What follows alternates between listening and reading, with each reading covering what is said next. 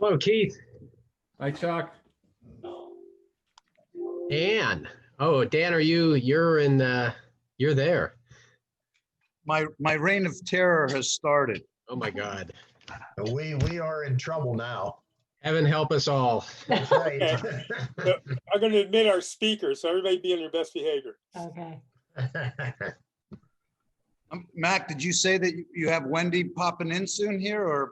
There Mike, she is. There she's Beautiful.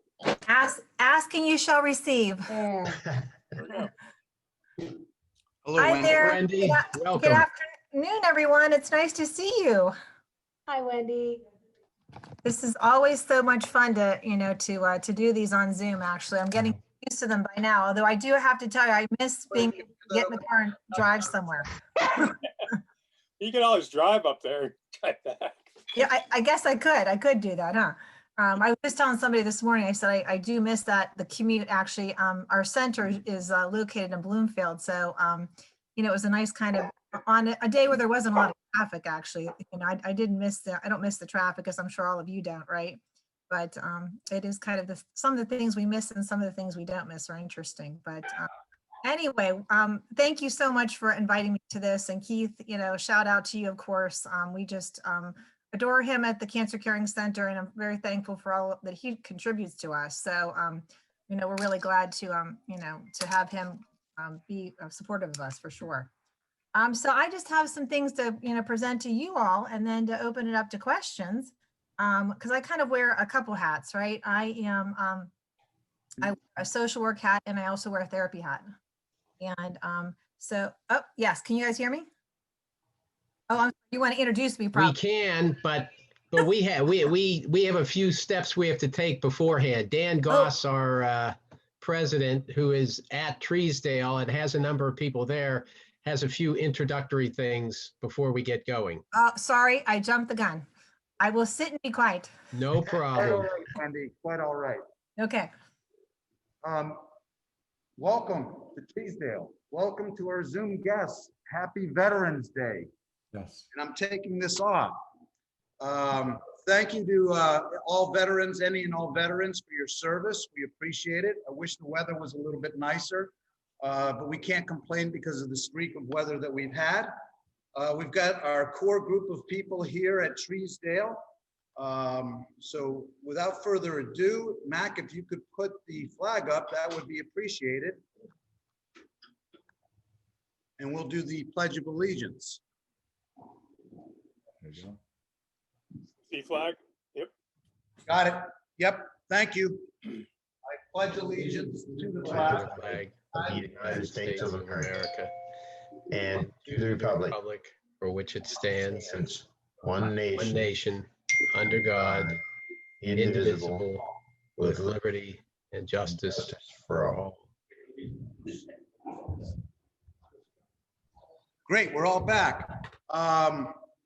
Really, we don't have much on the agenda, except if Chuck, you wouldn't mind going ahead. I'll just talk about next week, though, will be Student of the Month virtual through Zoom. Brandon has done a great job on pulling that together, so we're looking forward to having that screen that we see pretty full with a number of different students, administrators, parents, and Rotary Club members.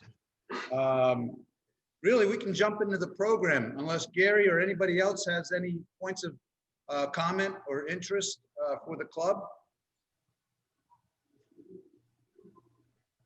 Chuck, why don't you introduce our speaker, Wendy Myers? I would be delighted to, although I need to start really by introducing another Shide Mantle that we have joining us today, Keith, because Keith, as I think many of us know, has gone through his own trials and tribulations with cancer. And it was Keith who very highly recommended Wendy to me and led to the process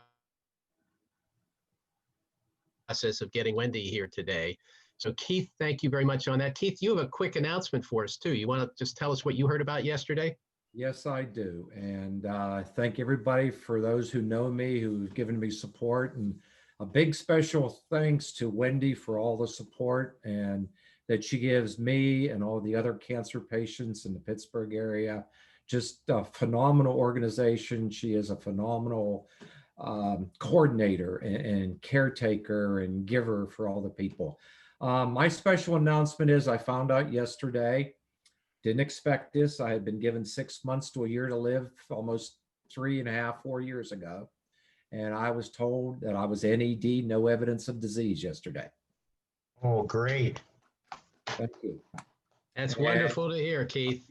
Thank you. Oh, it is. Believe me, I had tears in my eyes, but you don't make that journey alone. It takes people like you who support someone like myself or someone else, people like Wendy who put on meetings. Some of our groups, Wendy can tell you, grew from 4 people to 40 some people.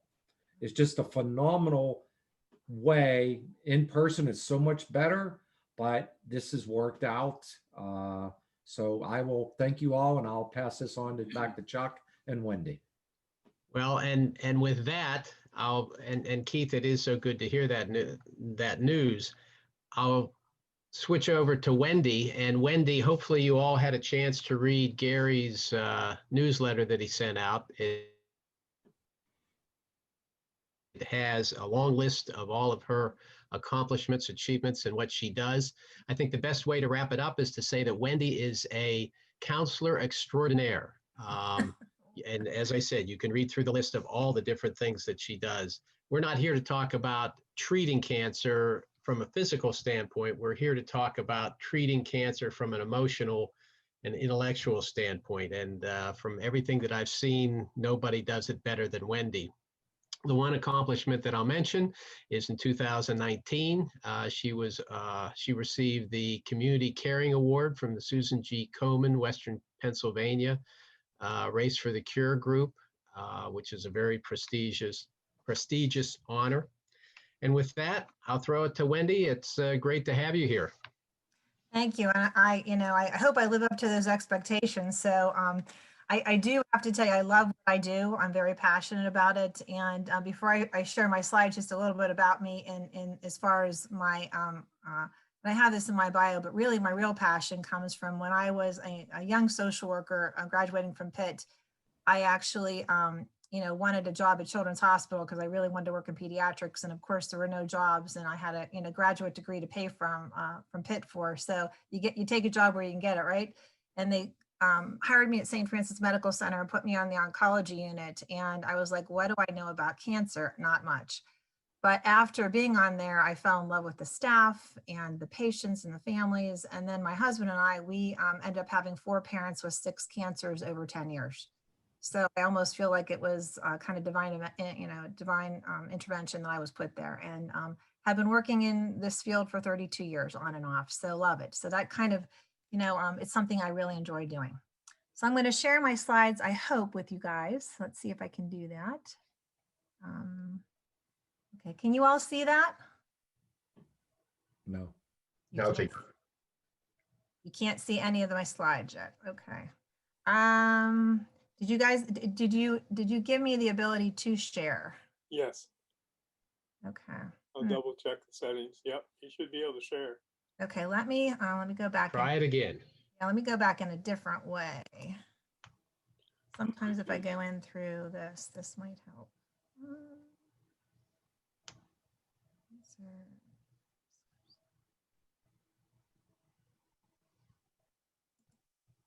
PowerPoint, maybe this. Usually if I have it brought up, it works, but this is the way technology has always been interesting here. So. That's not what I want to do. Slides, where are they? Go back into here. This is so odd. And I had thought if this happened, I was going to have my slides printed out. And of course I didn't do that. If you hit share screen at the bottom, it should show you your windows and be able to see yeah. those windows. You know what? You're right. Thank you for There you go. There we go. Okay. This may be it. I just have to find it over here in my PowerPoint. So you guys can you see all of that? We can see your browser with the Zoom page up. We see the Zoom 5 right now. Yeah, that's all. Okay. So if you have a PowerPoint thing, you can click there on that, Keep- on your Looks like big on the screen. bottom, if you click on the PDF, or is that a PDF? Yeah, or you have a PowerPoint. I do, and I'm looking for it on my slides here. Let's see where it is. It should come up here. These are my downloads. Downloads. Where are You my? need to stop sharing, bring the PowerPoint up, and then go back to sharing and select the window that has the PowerPoint. Okay, let me do that. So let's go back. Go back to the PowerPoint, right? Yeah. Can you see that? Can you see? No, you have to start sharing screen again and select that window that has the PowerPoint up. You know what I'm going to do? Can I do this? Can I email you my slide? I saw this happen too. If I email you, can you share? Are you able to share? Who is it that who set this up? Mac. Mac. Yeah. So let me see if I can do that. Go to here. Ugh.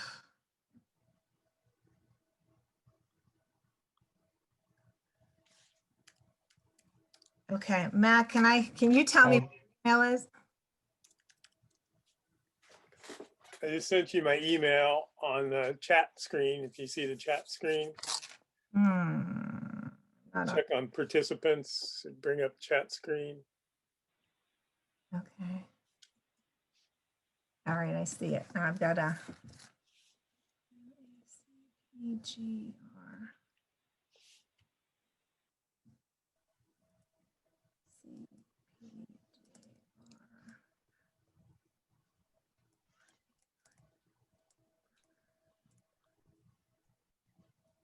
Okay. Let me see if I can go back into here and do it this way.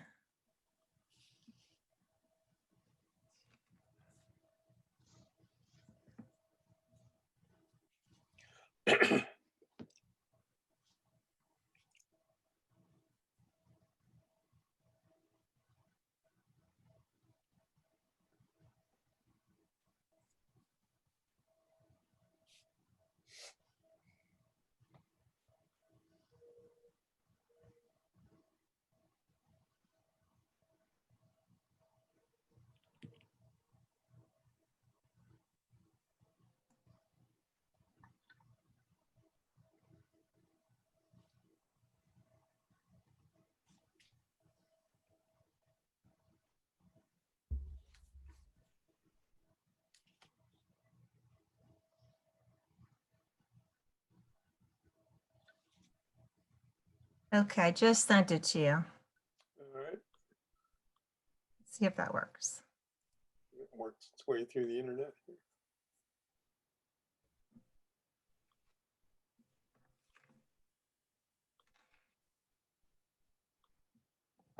I think I just updated my computer the other day, and I think everything looks different to me now. So my 16-year-old is usually my technical support, but he is online doing class, so he won't be able to help us.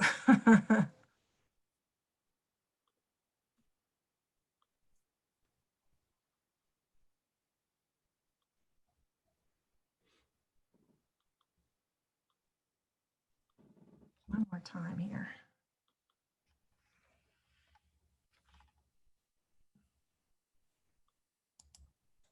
Okay. See if I can get this up.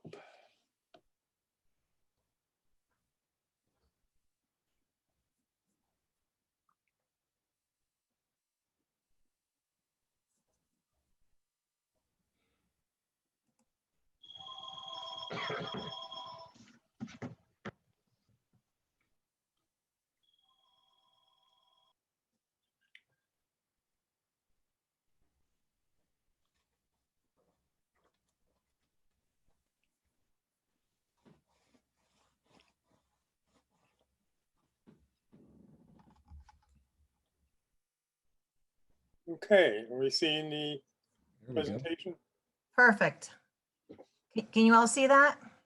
Yep. Okay, great. So I'll just have you, I'll just ask you to advance the slide when I'm done. Okay. Great. All right, great. Thank you. I appreciate that. Thank you guys for bearing with me. Okay, so Cancer Caring Center support and resources to provide hope and empowerment, right? So next slide, please.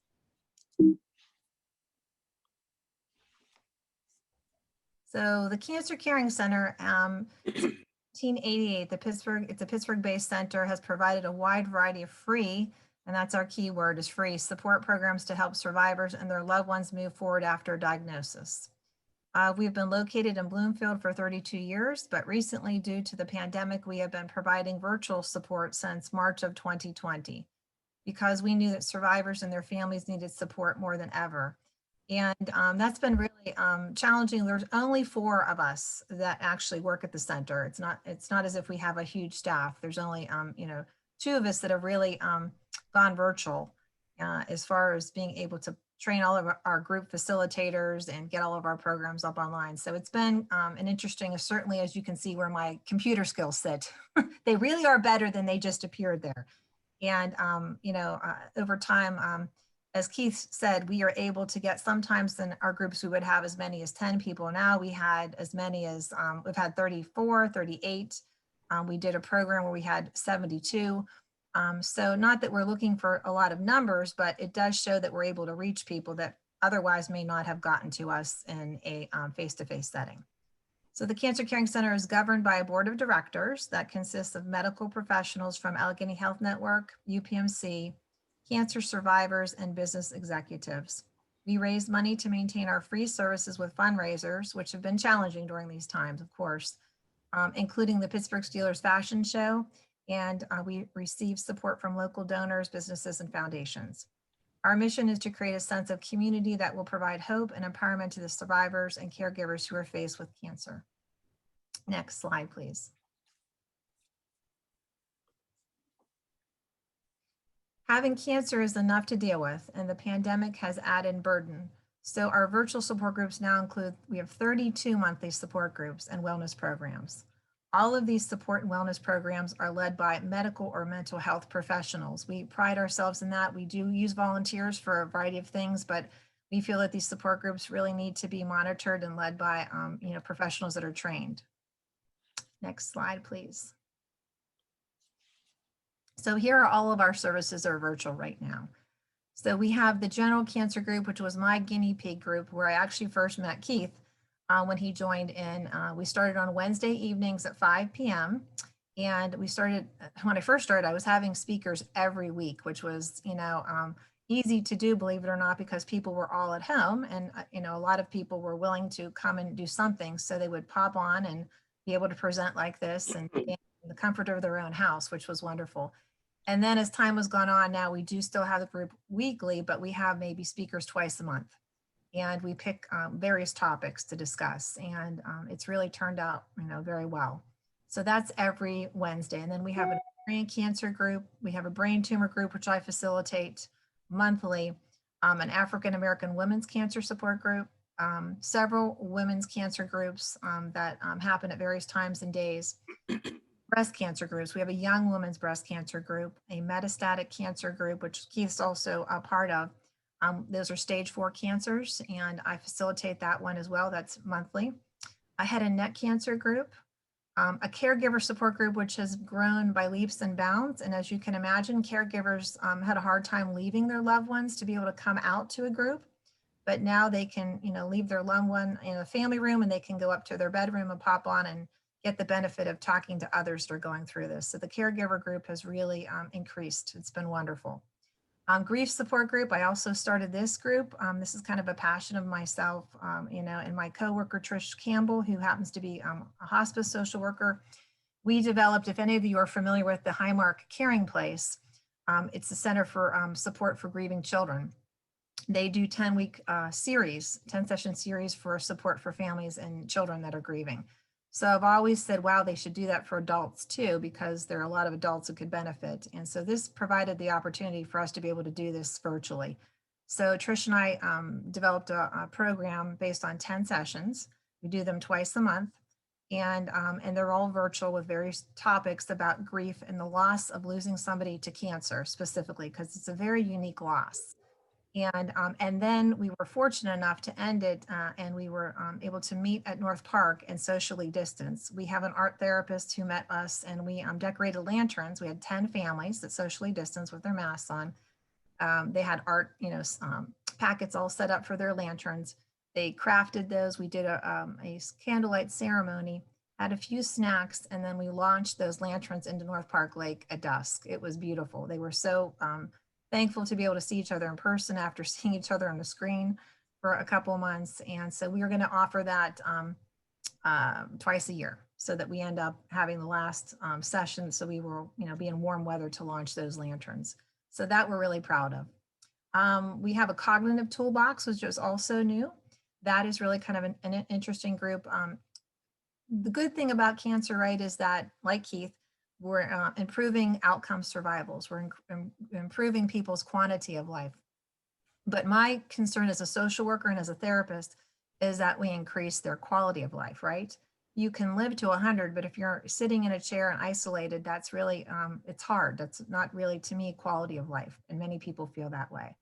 So a lot of times with all of the medicines that people are getting and the cancer itself, even the debilitation of it, a lot of people become fuzzy. We call it foggy brain, foggy chemo brain. And so we had a speaker come on my Wednesday group who is an amazing gentleman from UPMC's rehab center. And he's a speech pathologist for 30 years. And he talked about this exact topic. And so out of that came so much participation. I think he was one of our highest attended sessions that we said, John, would you like to come on and do a monthly group?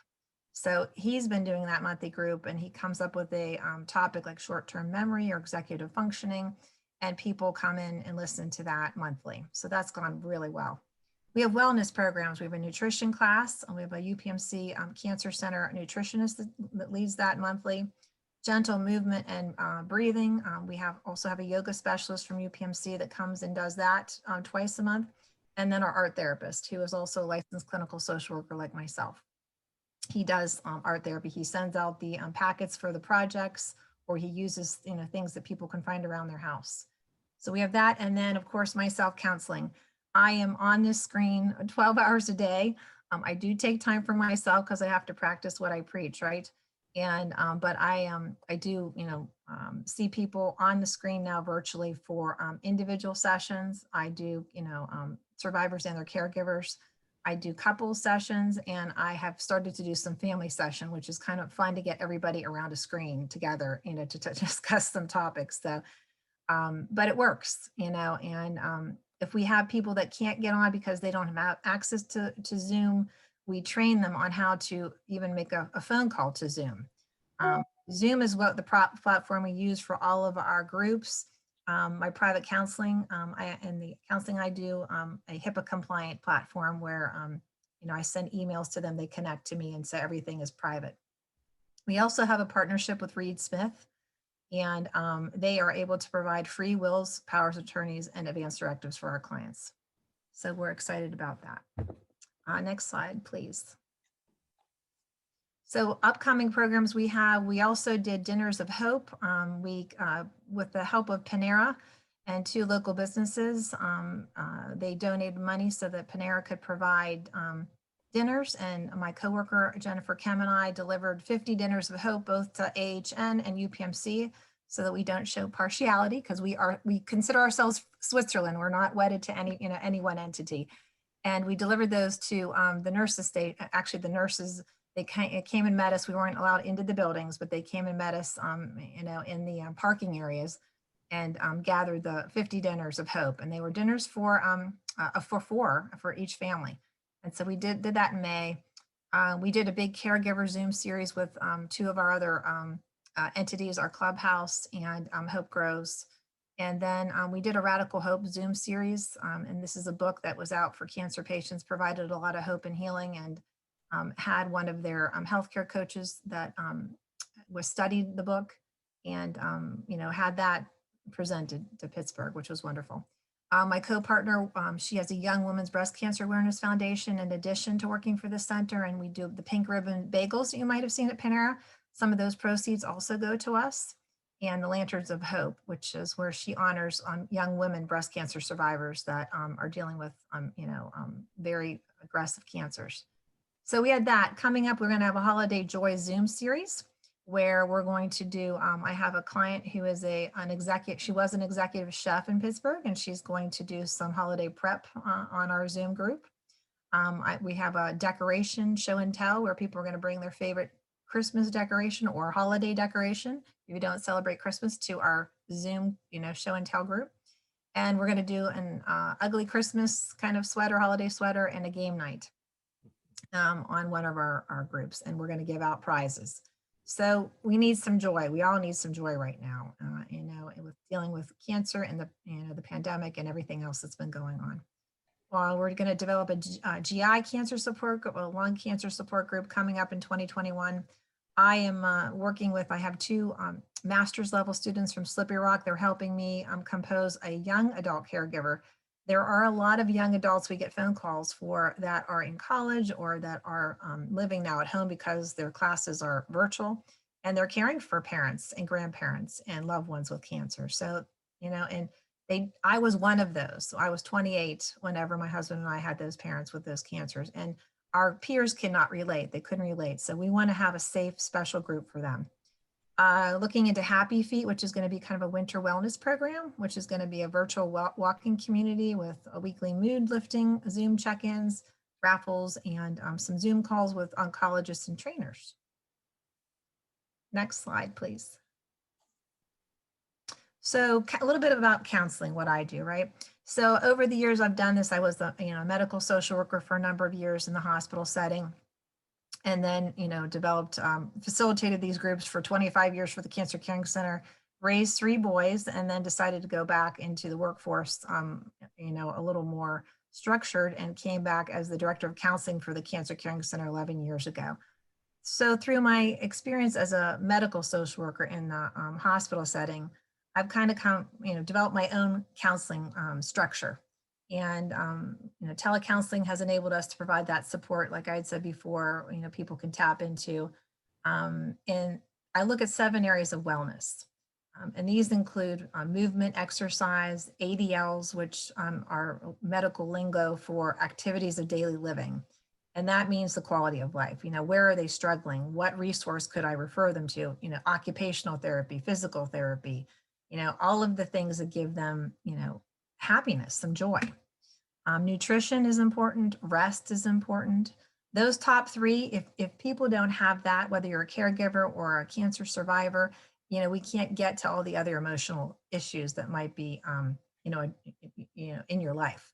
So we want to look at all of those top 3 things, get those as best we can. And then I work with people when they come to me, what are you coming to me with right now? What's your emotional stress right now? What are you dealing with?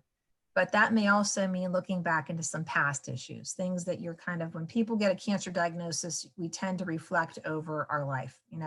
What did we do well? What didn't we do well? So I look at those issues with patients.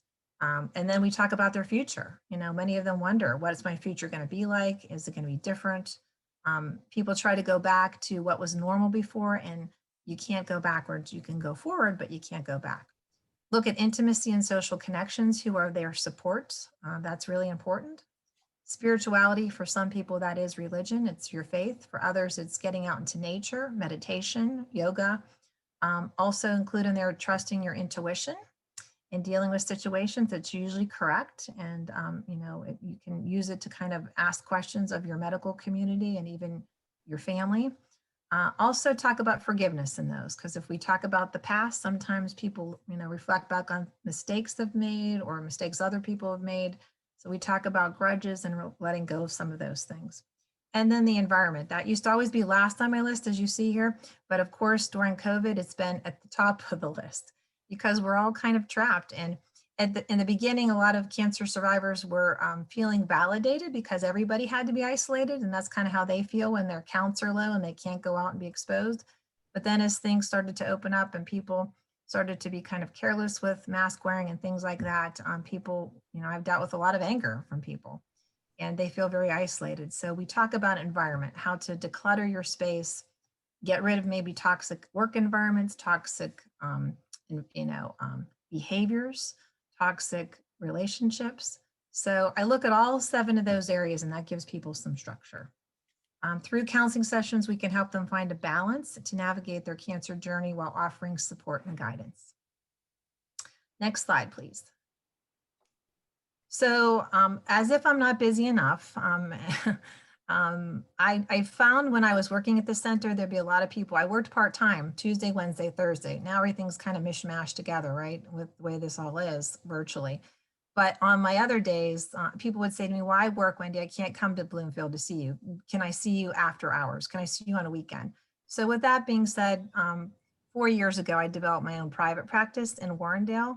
And my husband has a law firm in right near the Aviva off the Hook Plaza. And so he was gracious enough to give me a nice office space, small office space, and that I can see patients there. So I see people there with acute and chronic illnesses, not just cancer, caregiver support, grief and bereavement issues, and then women's health issues. So in that practice, then, I accept insurances for that and fee for services. Next slide, please.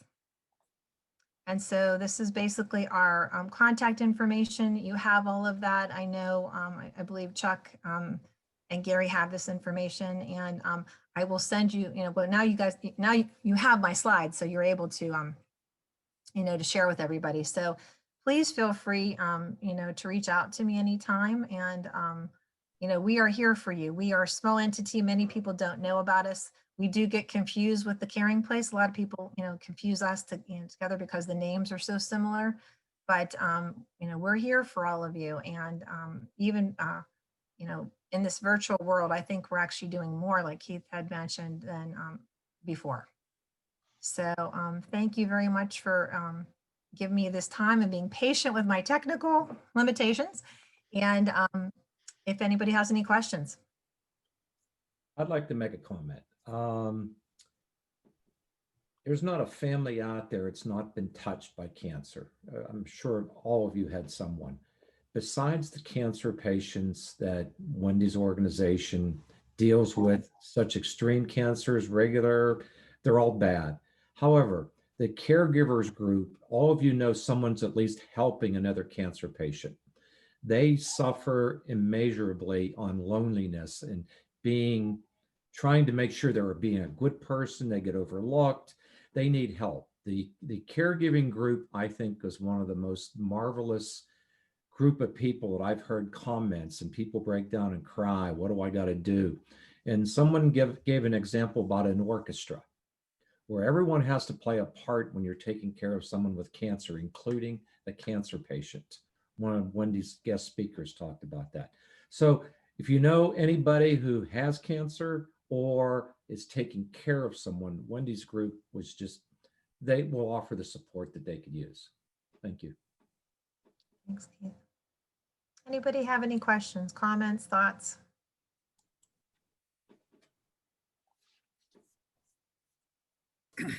Wendy, thank you so much for a wonderful presentation. I know I learned quite a bit today, and I appreciate Keith's comments too. To your point, Keith, we all know somebody who's suffered some form of cancer. One of our Rotary Club members is going through that right now, so please keep Mary Lord in your prayers. We really appreciate your time today, Wendy. Any other questions for Wendy while we still have her? I have one, Dan. Wendy, can you just give us an idea of your budget and your funding needs at this point? Well, thank you for asking that question, Gary. We really are, we've had some donations, but we do survive basically on fundraising and on charitable donations. That's it, because we are a local charity. We don't have a national, office. We are struggling. We are actually going to be moving out of our offices in Bloomfield. We've been there 32 years. It's not been a great space. We've not had a great landlord, but it is sad because we will not have, we hope to have another space in the future when we, are able to see people face to face. But we're, we can't afford to really keep our space and pay that rent when we're not using it, right? So any donations that anybody would like to make, we so appreciate it. Or any fundraising ideas, we're always open to that. We're trying to be creative in this world, but there are a lot of nonprofits that also are doing this. And as I'm sure you all know, Susan G. Komen, who did, graciously give me this award along with PNC, they are no longer anymore, which is, devastating. I knew all of those, people that work at that office. The executive director was one of my mentors many years ago, Kathy Purcell. So we really are in need of funding. And if anybody is, interested in, participating.